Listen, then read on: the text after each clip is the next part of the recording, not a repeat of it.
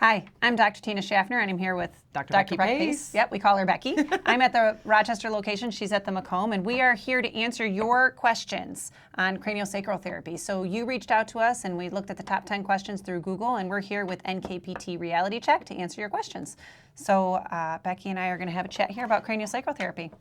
I am not the expert on craniosacral therapy, and it is actually not even a therapy that I do that often. I've had it done to me, and it is offered at my clinic, but you are a craniosacral therapist, yes. So I'll put my 2 cents in worth where I can. So let's start with, what is craniosacral therapy? Craniosacral therapy is a very gentle approach to helping assist the nervous system into a better balance and management. So I usually tell people is that we are in a world that we are highly stimulated. We are constantly living in the fight or flight or sympathetic. The gentle touch and the way that we talk and communicate with your body through the nervous system helps to kind of regulate that, bring it back down to that parasympathetic or rest and repair. So it's very gentle. It's about 5 grams of touch, which is super duper light. We've talked about how we both have heavy touches. This really brings it way off, and it's so light, like the weight of a nickel. So it is usually fairly relaxing, and I'm probably going to jump into other questions, but that's kind of the idea behind it, of what it does to help with the body. I think it's great that your voice even got softer. We both tend to talk fast. I have to tell people I'm doing cranio. I'm a chit chatter. Right. I'm going to be quiet today, and I need you to listen to your body. Yeah. It's quiet. Usually it's a dark room, and I might put some white noise on just because the clinic's a little noisy, and it's just breathe, be heavy on the table, and just be there. Got it. All right. So what does craniosacral therapy treat? I use it in the clinic to treat a lot of things, but in terms of like what I said, if there's that chronic pain component that is so common, people that have been having pain for years and they just can't do anything that's letting their pain go. It can be helpful for starting to get out of that sympathetic, right? Because pain is going to make us a little bit more into that heightened fight or flight, awareness piece, and start to kind of bring the body back down. Allow the nervous system to be able to adapt to the changes that we can make. But it's often treated for headache, migraines, TMJ pain, but there's so much that it can really bring into a comprehensive plan of care that we use it in the clinic for. I agree. So when I'm doing a eval and patients come in, headaches and migraines, it's automatic. We're doing cranial. TMJ or jaw disorders is another one. Or anyone that has, and this is going to sound crazy, they're very nervous, anxious, emotional, lots of emotions tied up in whatever 100%. Their issue is. A lot of times I'm like, I think a little craniosacral therapy might do some good here. Okay. Does it actually work? Absolutely. Absolutely. Right? It is such a great pairing to things. Now, I have a lot of people that like just the cranial touch, we say, right? Just that lighter touch, and we do a lot of releases in the system by that route. But we also pair it with everything else that we do. And I have done it where let's just do traditional PT. We're doing hands-on, we're doing exercise, we're doing postural reeducation, movement, and then something's missing. I go, are you open to trying some craniosacral? Yeah. And we add that into it, and it's like this. And it just kind of opens the door to everything else that was missing. And again, sometimes there's just the little clues. It might be there's this overwhelming anxiety piece, this constant stressor piece that they're constantly like, just can't let go. They can't get past, or they vocalize it to us because we talk to our patients so much about their life. And so it is just that little gateway of, okay, let's try this. And it can be that next level, push the healing process into the right direction, because it helps with the mental component of that, connecting into the body, allowing for a healing to move forward. But I will tell you, in order for it to work, somebody has to be receptive to it. They have to be open to it, 100%. And I will ask people, I'll say, I'm going to explain this. It might sound a little off, but if you're open to trying this, just be open-minded and see what it does, and just listen to your body. Do you notice anything? Yeah. And it could be one better night's sleep. And I would say, we did something here. Yeah, and so I've actually had people like, no, I didn't like that. I'm like, let's try it one more time. One more, maybe. Because those might be the people who actually really need to have it some more. So I am going to answer yes to this next question, but at least for me it is. But is it relaxing? Yes.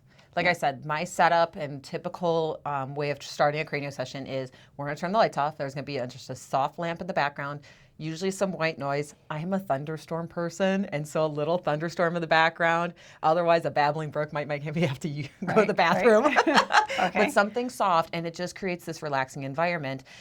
And then it's quiet, and you can finally start to feel your body just unwind from the rest of the day. And again, that alone can be relaxing, but the tissue release on top of that like I said, helps to kind of quiet the nervous system down. And that in general, that rest and repair, that's what we ideally are looking for when we sleep. And isn't that a relaxing experience, hopefully, right? So, right. And yes. people forget about the nervous, like they think they're coming in for knee pain or some orthopedic problem, but nothing is just an orthopedic problem. That like the Our bodies systems are more all wrapped complex. up. Right. So I agree. It is very relaxing to me. Usually when I have a headache, I will go to someone in the clinic that does cranio, who also does the manual, do some manual, and inevitably they like to shut my brain down a little bit and give me some work so that That's hard for you. It is. Calm me down. It's probably best for the rest of the clinic too. Okay. Is it evidence-based? And I'm assuming it is, but I don't know the answer to that question. Is it evidence-based? What I always tell people is, of course, you can go to Upledger Institute and look at all of the research that they have paired with it. What I also tell people is physical therapy is a very Western medicine approach to things, and we're backed by insurance. And the MPTA, the APTA, LARA, they all say, you get continuing education credits for this. I say, if they're respecting it, then it's got research back behind it where it shows. And yes, and even though it sounds a little on, like I say, the woo-woo side, right? When you go in and take your first course, they talk about all of the science-based, anatomy-based things. They hook up a Richter scale to see if there is movement in those cranial bones that were told to us as students. These are fused bones. Right. No, there's movement there. They picked up on it. Yeah. Right. So there's a lot of research and very objective findings that were paired to it when everything was kind of coming about. Got it. Who benefits? So I guess this isn't one of the questions, so I'm going to ad-lib just a little bit, though. When we talk about craniosacral, what system does that, what does it address? Just so people know what we're talking about. Like we hear craniosacral, so what system is that addressing? So the way I describe it in the anatomy world is our spinal column. And I love to use the reference to a jar of pickles. So our spine itself is the pickles. The cerebral spinal fluid, which is kind of the there's juice. Only one pickle in the jar. There's right? only one big pickle, yes. So let's start with the central nervous system. It's our brain, it's our spinal cord, right? Yep. That's our central nervous system. Peripheral is anything outside of that. So inside that jar of pickles, we have our vertebral column or the cranium, and then the central nervous system lying in it. So your brain, your spinal cord. So pickles is the brain and spinal cord. The juice is the cerebral spinal fluid produced by the brain and is pushed out to help create that ability to absorb shocks, to protect it. We don't want to bruise the pickles, right? We want to have good flow throughout there, and that helps with the way the nervous system is functioning. So we try to take away anything that's creating a little bit of a guck into that flow of the cerebral spinal fluid from cranium to sacrum, right? From head to tailbone, basically. That doesn't mean that we're not working into the extremities at points because, again, the peripheral nervous system directly affects each other with the central. And so, but a lot of it, especially in the first session or so, is going to take place from head to tailbone or sacrum. Okay. Who benefits most from craniosacral? I think we kind of touch base on this, right? We definitely do a lot with headaches, migraines. Anybody that comes in from an auto accident, that's something very traumatic, I will talk to them about it. We also see a lot of, like I said, patients that just are chronic. They haven't been getting better, and sometimes this is that piece that's missing, like I said, to kind of help push them into the right direction. And so those are the biggest clumps. I would say too, I think you said that word, trauma-based. Yeah. Trauma-based stuff. People where there's a lot of emotions tied up, and we all get emotions tied up. We get upset that we can't do something physically or whatnot, but I see it a lot in trauma-based car accidents, bad outcomes from surgeries, good outcomes, whatever the case is. Maybe they had to change their lifestyle because of something. If it's a chronic, neuropathy or chronic disease, something like that. That's trauma in there. Okay.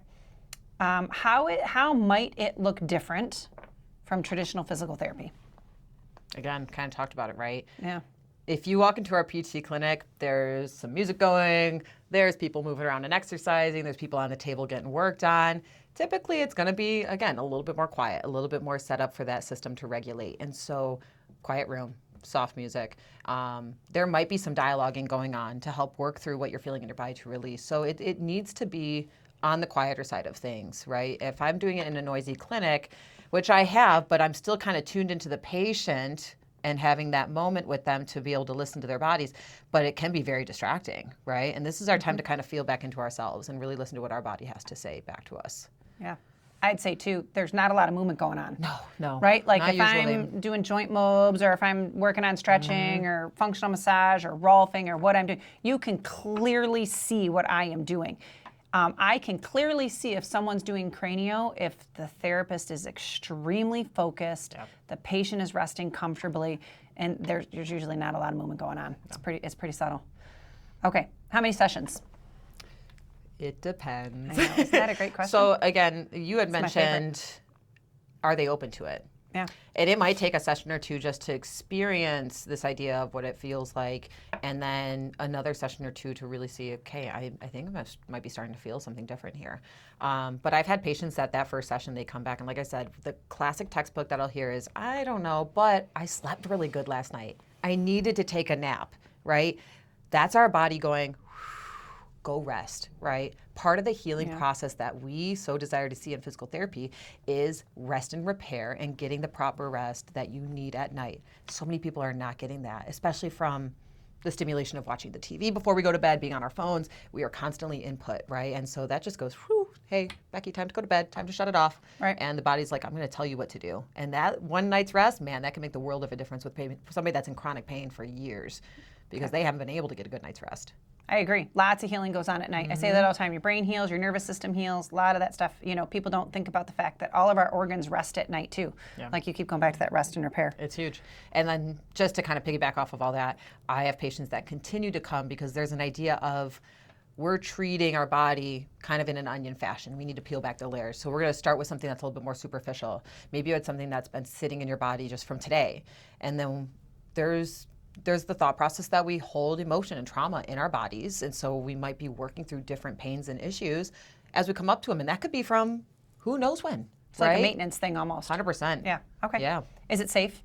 Very safe. Is there anybody that you wouldn't do cranio on? Contraindications, biggest ones is your active neurological issues, like your stroke, if they have a bleed, anything like that, like we're hands off. And I've had somebody that has an aneurysm, and I was able to do some releases, but I am very much being okay with her system because I don't want to do any huge pressure changes. And again, this is simple, but man, the stuff that's happening on the inside is pretty big.